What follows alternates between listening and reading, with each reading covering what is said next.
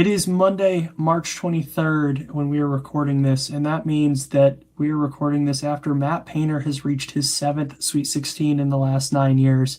He has eclipsed 500 wins as a head coach, too. What a mark. What a weekend, I would say, as well, for Purdue basketball. I think you got Purdue, maybe not quite at their absolute 100% best, but pretty close to it, especially if you take out what I think was by far the worst outlier of the three halves or the four halves played this weekend in that first half of the Miami game.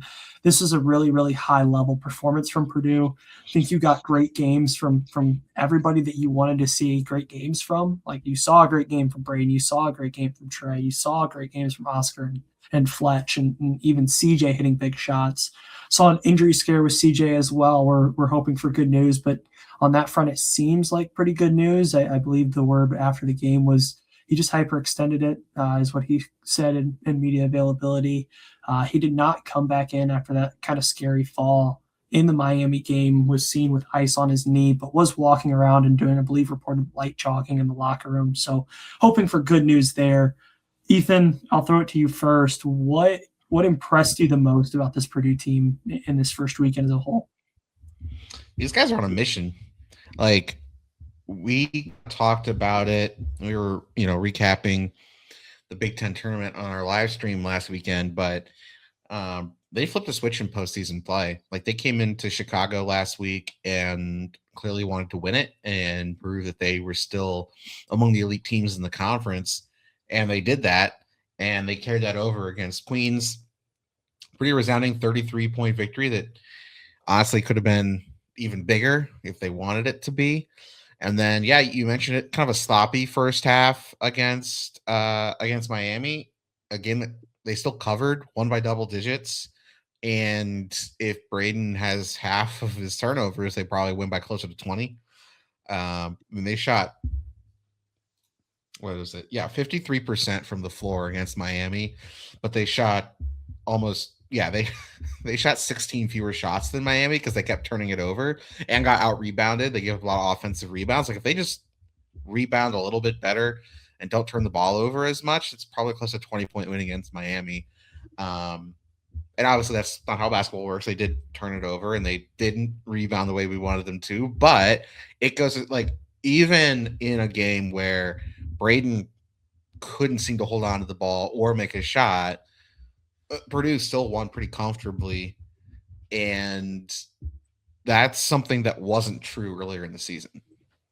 Yeah, that was about as stinky of a Braden game as I think you'll see at this point in his career. I mean, he still, kind of got the numbers. He got the 12 points, got the 8 assists, but the 8 turnovers, it was 3 for 12 from the floor.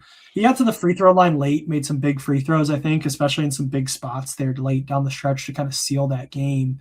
But this was just a really kind of poor performance for the standards and the bar that he has set. Like, it's hard to blame a guy who goes for 12 and 8, but that's just the level of player Braden is. And I think it's important to note that while that happened, Fletcher picked him up. And like, Braden had a great game in the last one against Queens.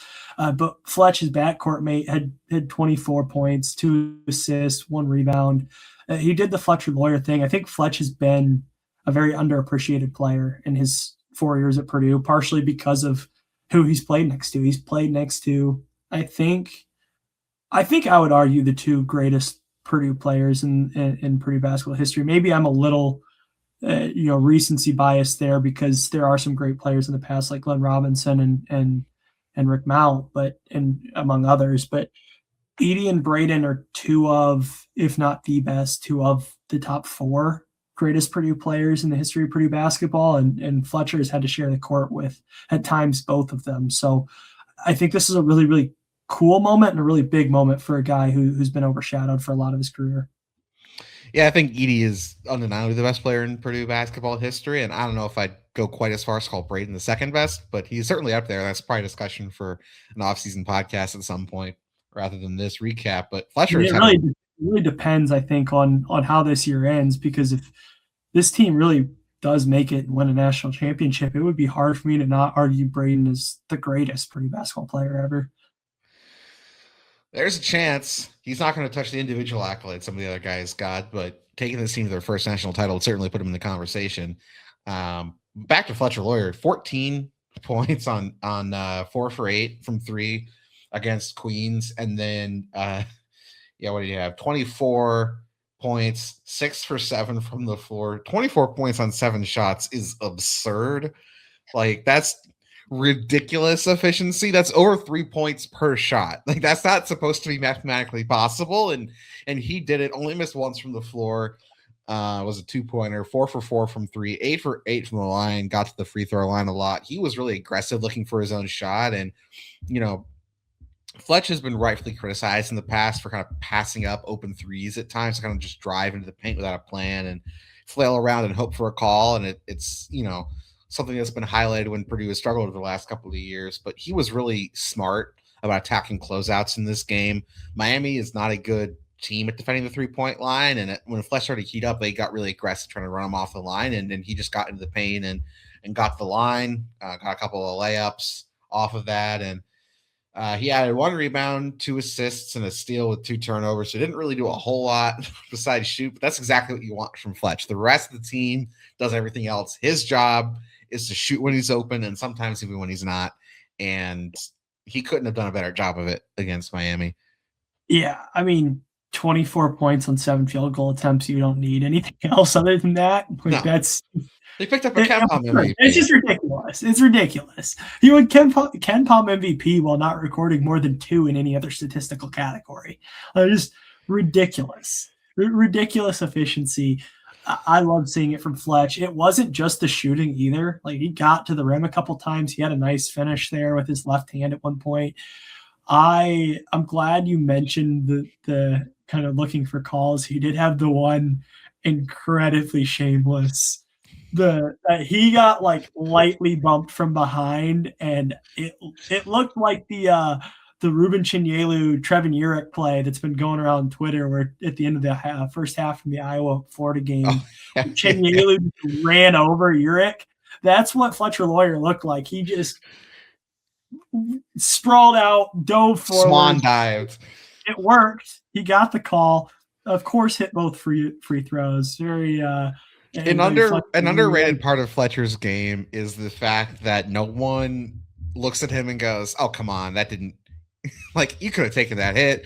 Maybe that's why he's never bulked up. It's because it's so easy for him to draw charges and to get foul calls because he goes at the end of the ground. And everyone's like, "Yeah, you must have gotten bumped every time." That's always what I tell people when I defend Fletch to opposing fans who accuse him of foul baiting and the flopping. I'm like, guys, he's not flopping that much. Half of these, he's really just getting knocked out. Like, I promise.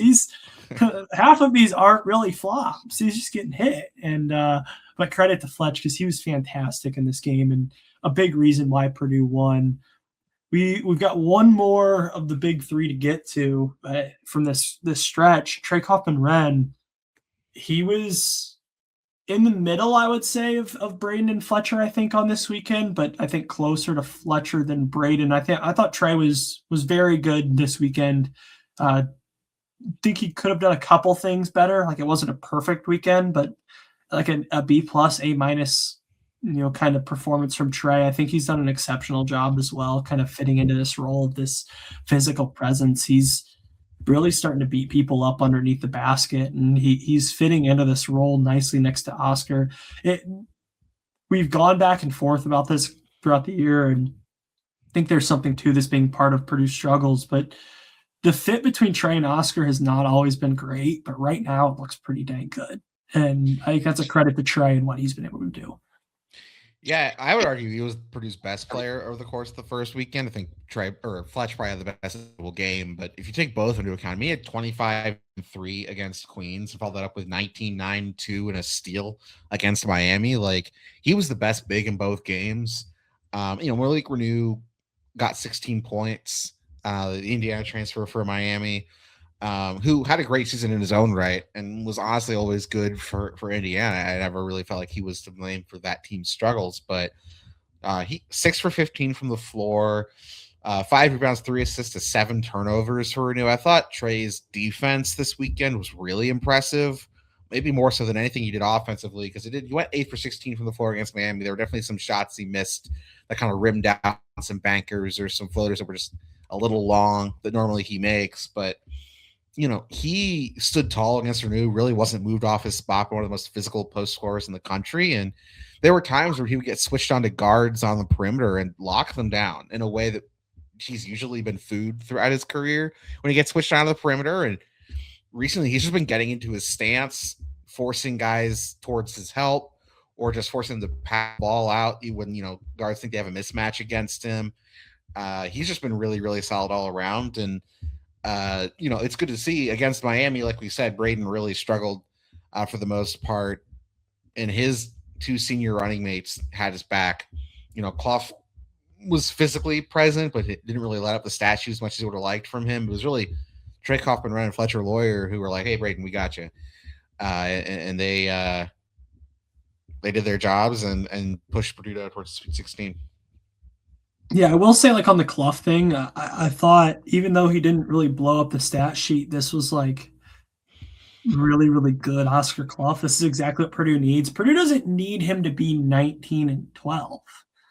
They don't need that from him. They just don't. I mean, that would be great. I would love to get 19 and 12 from Clough on a game-to-game basis. Look, but I'm never going to criticize Clough too much when he has 10 combined stocks through the first weekend of the NCAA tournament. He had 4 blocks against Queens, 3 steals against Miami. Just a real knack for getting his hands on the ball, and not really like in a blocked shots way entirely. He does block some shots, especially against undersized teams like Queens. He's legitimately good for at least to steal a game, it feels like. And I feel like we've seen way too many Oscar Clough open court steals and no one in front of him. And it's like, we need to get to a point where it's like, okay, Oscar, just take the ball, hand it to a guard. If we don't score in transition, we don't score in transition. It's okay. But it's like, there's no one in front of him. He has 3 steps and he gets caught every time and inevitably dribbles it off his foot trying to dribble into somebody to create space for a layup. I will never complain about a big man fast break. My favorite play for I think any Purdue player in any NCAA tournament game, yes, all of ED's plays included, was Travion Williams fast break dunk against North Texas. I know we lost that game. I don't care. It was awesome. And I will never fault Clough for trying to top it. His wingspan is enormous. So even though he's not the tallest post player, it's a little bit like Braden, where because he's a little bit smaller, maybe in some of his positional matchups, people don't expect him to be able to tip passes and get the ball, reach the places he can. He has a massive wingspan. You can see that against, I don't remember if it was Queens or Miami, but one of those times it might have been Miami, where he got an open court steal because he just stole a dribble handoff that they thought they were protected from. And he just grabbed it before the guard got there. That's the sort of stuff Clough can do because his arms are so long. Yeah. But anyway, back to my first point, hit 8 and 7 in this game. That's about what Purdue needs. He completely outplayed Uday. I thought imposed himself physically, was a big reason for why Purdue had some success defensively against this Miami team. They held Miami to 1.05 points per possession. This isn't a great Miami team, but they're borderline top 30 offense. They're a good team that has some really skilled and not only that, but really big and athletic players. Renew is 6'9", good feet, pretty athletic, pretty quick, pretty physical as well. Shelton Henderson's just a freshman, but that's a 6'6" 5-star that had he stayed committed to Duke, none of us would be shocked if he was averaging 12 a game as the third option on this Duke team. He was probably originally supposed to be when Jay Lucas was still an assistant there. And this Purdue team was able to hold them to 1.05 points per possession. I think there were times in this game where Miami could have pulled away and created some separation, especially in the first half. And Purdue's defense kept them in the game until the offense really started humming. And that was, I think, a big credit to Oscar Clough. There was one more guy I wanted to mention before we get out of here. CJ Cox, we talked a little bit, had the injury scare. Before that, though, just electrifying. Gave me real Alabama game vibes from last year's freshman year when we went on the personal 10-0 run in Mackey. He had a couple of really big ones, had a late shot clock, really tough pull-up 3. What'd you see from CJ this weekend? He's sixth rate shooting from three in the tournament so far. Like if you're getting 75% from three, CJ Cox, I don't know who's beating this team, and I'm sure he won't shoot 3 for 4 from three every single game of the tournament. But this was a guy who was a clutch shot maker for Purdue last year, who kind of throughout the season hasn't been shooting the ball as well. It's kind of been hovering in like the low 30s for most of the season, and his percentage is starting to creep back up. We know he can be a 40% shooter, and he's proving it now, kind of on the upswing at the right time. Like the rest of this team, hopefully we'll get good news today. As of recording this, we haven't gotten any updates on Cox's injury. I know after the game he said he just hyperextended it, and he could have come back in the game if they needed him to. I'm skeptical that is true. Not to be a doomer over here, LJ Kaysen came back into the game. He tore his ACL in. After the game, said he felt fine. And the next day, they did imaging on it, and he's done for this year and all of next year as well. So, fingers crossed, CJ is okay. I think there's reason to be optimistic. I don't think the locker room interview after the game about a player who probably just wants to play ball is the medical advice I would take, or the medical update I would take is gospel there. So until we know for sure, I am a little bit worried this could be a serious, and if it is a serious injury, that could put next year in jeopardy as well, which would really disrupt Purdue's plans. I'm not told too far ahead. I know we're in the midst of a potential title run right now, but losing CJ Cox for next season would be a massive blow to a team that's expecting him to be like the second option probably on that team, maybe even the first option. So yeah, hopefully he's okay. But when he was been on the court, he's been fantastic. And if Purdue wants to go all the way this year, they're going to need him. Yeah, we certainly hope CJ's okay. He's been phenomenal in the first 1 3/4, I guess 1 2/3 the tournament games that he's played. Hopefully we see several more out of him, and he's a big piece of this team going forward in the future. So we're hoping he's okay. But we will come out with a kind of official preview for Purdue's matchup with Texas in the Sweet 16. This wasn't the classic recap style that you're used to. We're a little pressed for time and just very busy with the tournament schedule right now. A lot of basketball going on. So we appreciate you guys for listening. Thanks for tuning in, and be on the lookout for that preview. We'll talk a little bit more about Purdue's draw as well in the coming round. So thanks for listening, and be sure to be on the lookout for that.